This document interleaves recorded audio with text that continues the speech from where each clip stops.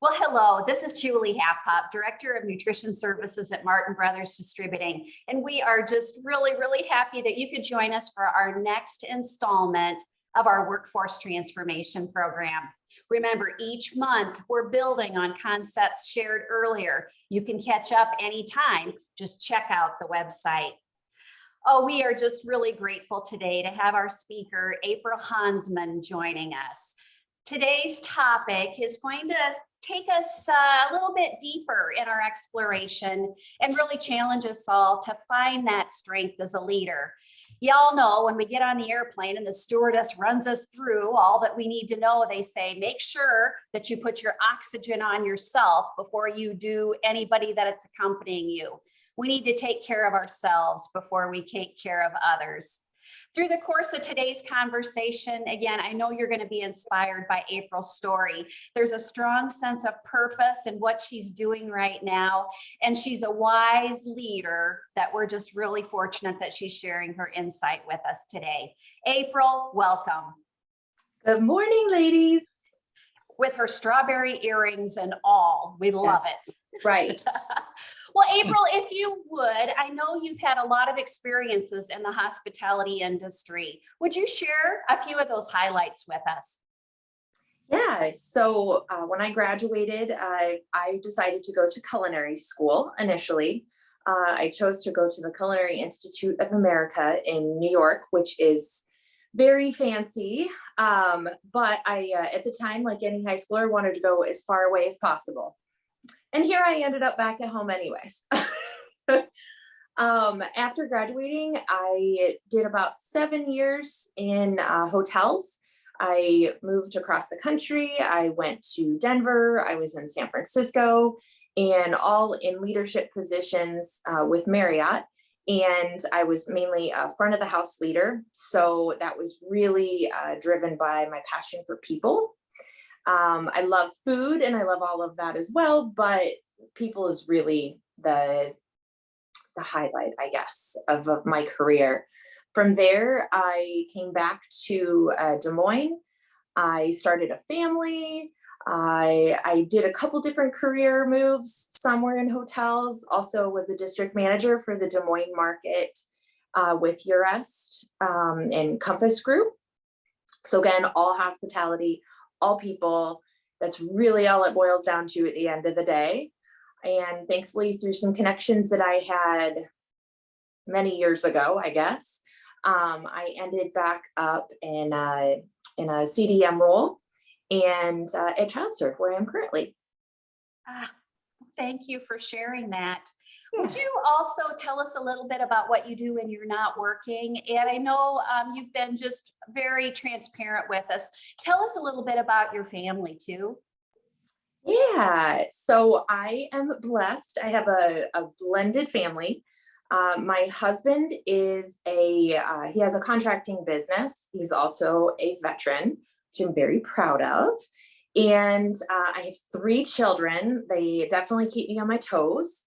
Autumn is 12, Tate is 12, and Ellie is 7. I had to think about that because she's birthday coming up. So we are, I would say, like any other family, we are busy. We're always doing stuff. And I have taken, I think, a lot of lessons from my kids. And I think a lot of parents would say that, but I have learned a lot, especially from the blended family aspect, and learning to really be flexible a lot more than you normally would, I think. Also, my oldest daughter was a micro preemie, and because of the challenges that she has that have come along, and she was a 27 weeker, I guess, 1 pound, 10 ounces. So she was a tiny little nugget. And so with that comes a lot of additional things that you don't normally think about, which has really, I believe, shaped who I am as a parent, especially her being my oldest. And it's also allotted me a lot more patience, and I think a gratitude for things that you don't normally think about and that you maybe take for granted. Well, I might share with our friends that have joined us that we delayed our recording here because you just donated a kidney Yes, I and you're well did. into recuperating. Yes, so I'm currently 4 weeks post-op, so doing well. And my motivation behind that was truly my daughter. She is stage 2 chronic kidney disease. She's doing beautifully. She's very healthy, and knock on wood, hopefully will not need a kidney, but chances are later on down the line she will. And when I looked into the process, I was not able to donate to her directly. So I made the decision to donate anonymously.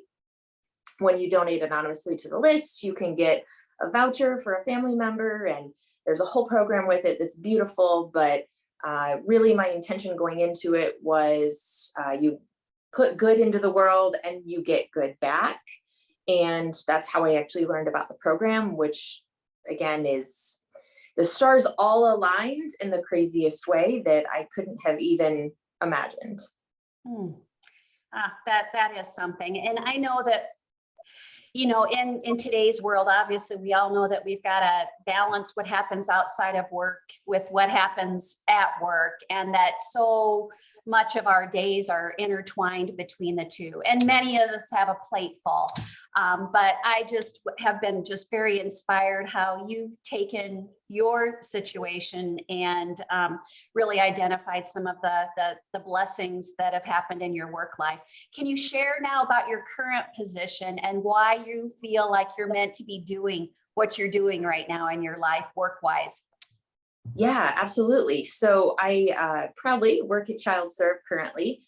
I am the food service manager, and how I ended up there is also it's a beautiful story, and I think worthy of sharing because it was all about connections.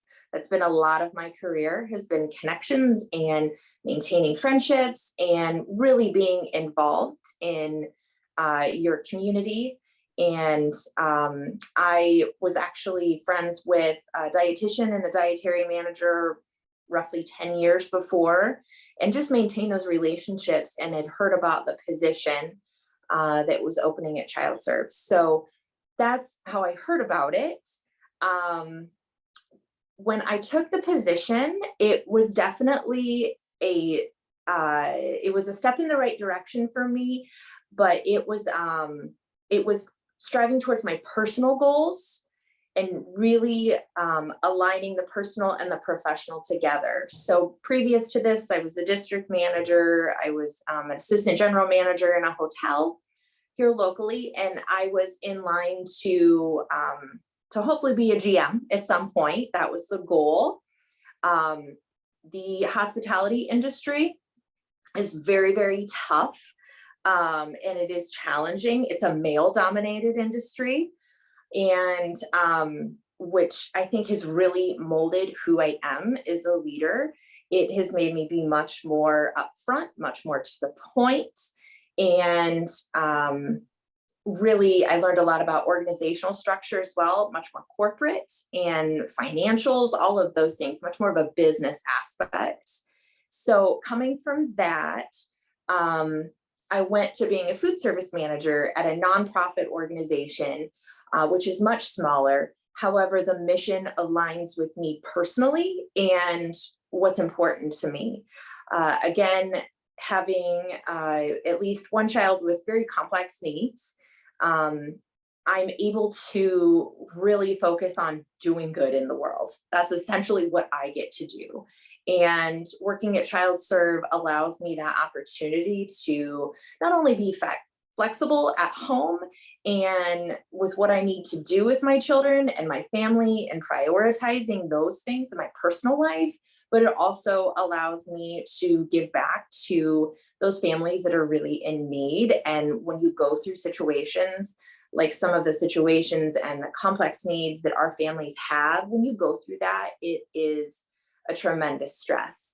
And food is obviously what I do, and people, and being able to just relate to people and be able to provide them the comfort and maybe some of the small joys, like learning when kids learn to eat again, or our young adults, enjoying something that they haven't had in many years because they've finally gotten to the point they can enjoy that.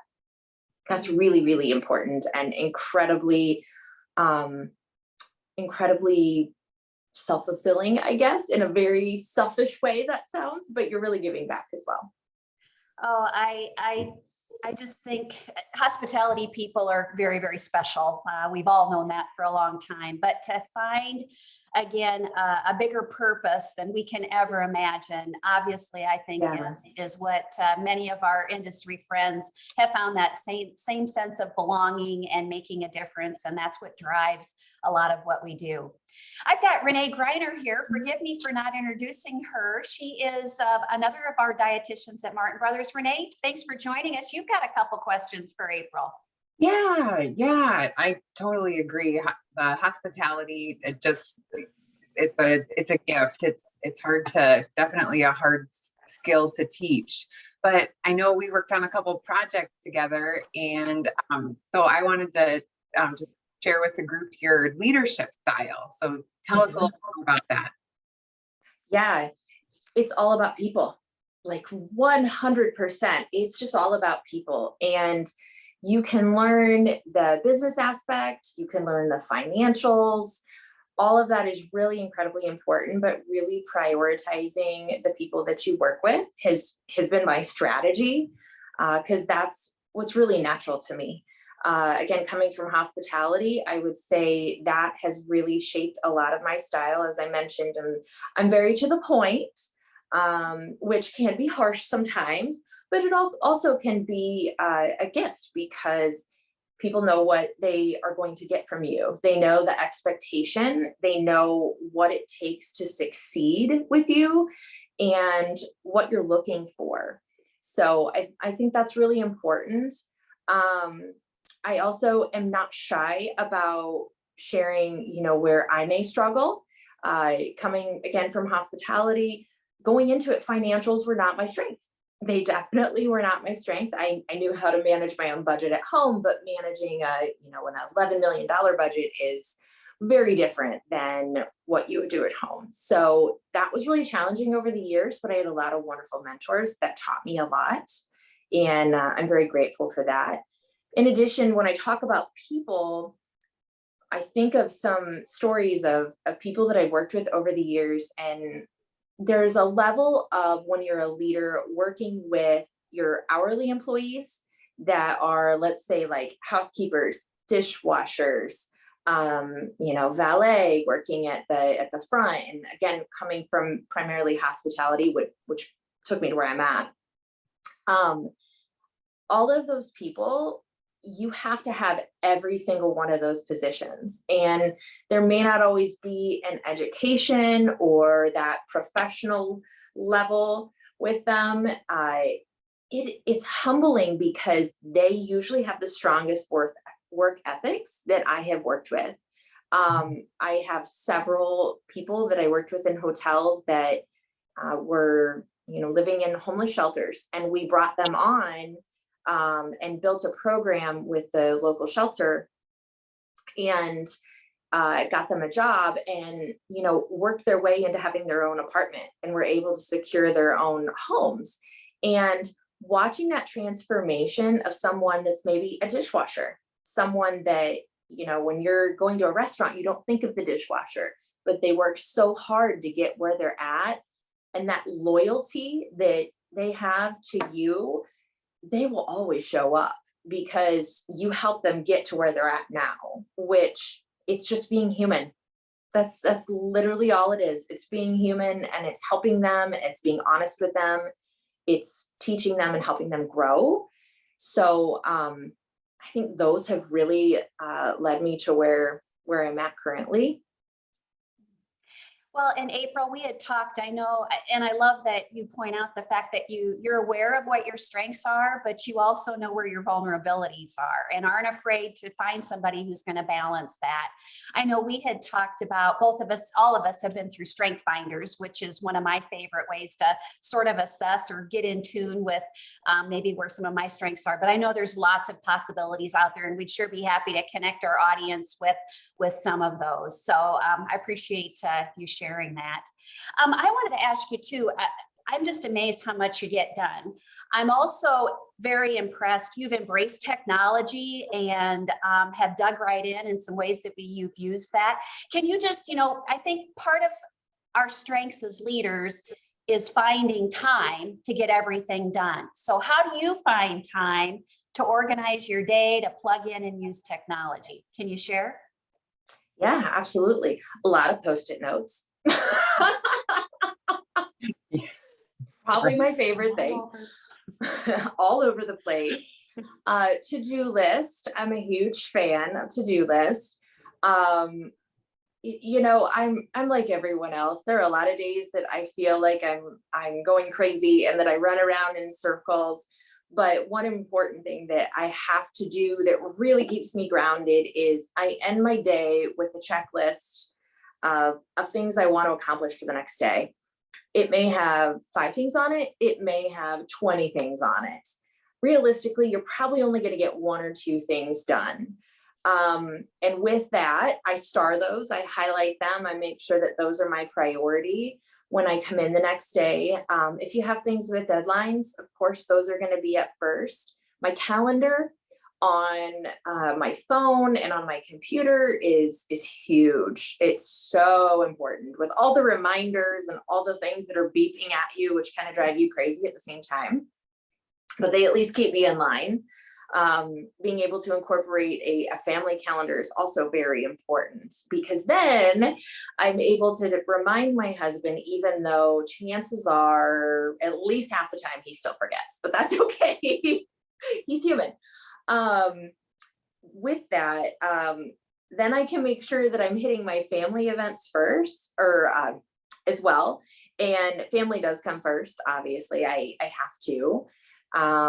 And I also, and this is taking me at least 15 years into my career, to make sure and put in there health and wellness for myself. I knew that all through my hospitality career in hotels. I knew that you speak it, you hear it, you say it, all of that, but I didn't really do it, if I'm being honest. When I stepped into my role at ChildServe, thankfully they absolutely embrace a culture that promotes health and well-being, and is again a huge factor of why I'm there. I love that I'm able to do that. I have the ability to get my job done as needed and also take care of myself. So I try to block out time for taking classes, like yoga, for example. I also teach bar classes on the side. I do that. I took the course to teach that so I could keep myself accountable, as well as it's a way to keep going and keep moving in that way. I also make sure to put time in there for counseling, because I think that mental health is huge. I do it for my kids. I did it for many years for my children, and then finally said, wait a second, I haven't done this for myself. And I dabbled in it a few times over the years, but really started taking it more seriously, I would say, after the pandemic, which is a fair assessment. And it's been so good. It really, really has. There's things that you can do. You can go in for a good cry if you need a good cry, because it's a very real emotion. It's a very real thing that happens. Mm-hmm. But you can also celebrate good things too. They can help you with, organizing yourself and prioritizing what's important to you. And that's been really, really good for me. But again, I have to make the time. If I don't make the time, it doesn't happen. So don't be afraid to make the time for yourself, because even though you're cutting a few minutes out somewhere else, it makes me personally a much better person. And it makes me much stronger, I think, emotionally and mentally, if I do that stuff. Oh, I just love that you're vulnerable enough to share those things. I know when we talked earlier too, that you said that you are very open, even with your staff, that, hey, I'm headed to meet my friend. I think you had a special name for Yeah, for your counselor, they know when I'm going. Mhm. And I don't mind sharing that with them. Yeah, and it's always been so taboo, and it's much past time to embrace that we do all need some help, and Mhm. definitely, we schedule our meetings, we schedule our appointments, and so Yeah. I just love that you've also embraced scheduling some of those, your time and teaching a class, or just pulling out to help take care of yourself as well. And I will tell you that it's taking me years to get there, and I have to actively do it. My husband and I joke often that April 6th, it was yesterday. I don't even know what the date is today. Scary. But that's my 2-year anniversary at work. So just exactly 2 years into my job. And it's taken me, I would say, at least the first year into it to really, really like truly embrace all of those things. And we joke that, 3 years ago, 4 years ago, and beyond, I would have never done that. I really wouldn't have, because again, coming from the industry that I did, it's male dominated, which, however you want to look at that role, you can, it was the more that you were there, the harder you worked. And that's just how it is. That's just how the industry is. And it's changing. I would say it's definitely headed in a different direction, but I wouldn't have done that a few years ago. So it's taken a lot of work, but it is well worth it. So April, tell us a little bit about the technology. Though I know you've plugged into a few of our resources at Martin Brothers, but what are some ways, and you've also got something you use at home for an application that helps you keep organized as well? Absolutely. Technology is huge, and stepping into the industry, that the healthcare side of the industry, it's been really interesting that it hasn't really taken off, I think, as quickly as it did in hospitality, or hotels, I should say. I have recently installed a POS, or a point of sale system. We are working with Toast currently, and it's fairly new. I mean, we're about 2 months off the ground, and then I left and donated a kidney. So we'll see how that is. But we started using credit cards. We're able to track data. We're able to look at what food items are selling. We also started utilizing Safe Check through Martin Brothers. And you ladies have been wonderful in helping me roll that out. It's such a great program as well. That is more of an auditing tool. And we got a iPad or a tablet to keep in our kitchen, instead of utilizing all of the sheets and all the traditional, like for your temp logs, your time logs, your rotation, your waste logs, any of those things. We started utilizing that app instead, and it's been amazing. And I'm actually really surprised that my team embraced it as much as they did. There's still one or two that are a little iffy about it, but I've had several of them tell me already that, like, oh, I know that I temped this at the end of the day, and I even remember what it is, but I forgot to do it. And so they were able to just hop on their phone and they could plug it in when they got home. And that's really, really important as well. When our state surveyor came in, that was a tool that we were able to present them to. I will absolutely say to those who are all about paper, I hear you. I have a notebook with me. I take notes all the time. However, being able to have that all in an app and it's secure and ready to go. And when that auditor walked in the door, I can just say, here you go. And they can go through it. And they're blown away at the fact that you even have it, let alone what information is in there. And it's just very, very easy to access. So embracing that, I would say, keep pushing for that, because your team is probably going to go in the beginning, but it is so worth it in the long run. It's a hard transition, but if you embrace it and you show that you know how to do it and that you are, you believe in it and how easy it makes things for them, they will take on to it. Personally, I like to use, I have lots of apps for, keeping track of, like I said, there's the family calendar app. There's also technology. Another one would be, we recently rolled out IDSI at our facility, and that has been crazy as well. But I will say that there's an IDSI app, and the app that you can refer to, it's amazing. It is so good because it'll show you videos of all the tests, what things are supposed to look like. All the forms are in one place, rather than having to go all over the internet to find these forms or to create them. They're all there for you. And it's scary to move to something like that, but having those resources, it's huge. And it's obviously going to be, at some point, you're going to have to make that transition. So it really is nice in that sense. Yeah, thank you for sharing that. April, I know that very important to you is, again, connecting with other professionals in the industry, and you're a huge supporter of our local Association for Nutrition and Food Professionals. Can you tell us what motivates you to be so active within that group, and maybe a sense of purpose you have being a part of that? Yeah, so I am currently, or just stepping into, I should say, the secretary position on the board. And I'm learning. That's a huge part.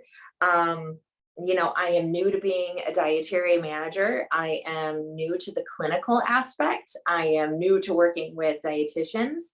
And so I have a lot to bring to the table, as far as I'm not afraid to share my opinion. I am not afraid to say I don't know something, or when I do know something. I have a lot of knowledge to bring to the table food-wise as well. And so that balance of knowing what I don't know and what I want to know is really good as far as moving into that role. It's all about connections. That has been pretty much the majority of my career. And so I'm very excited to be a part of this board.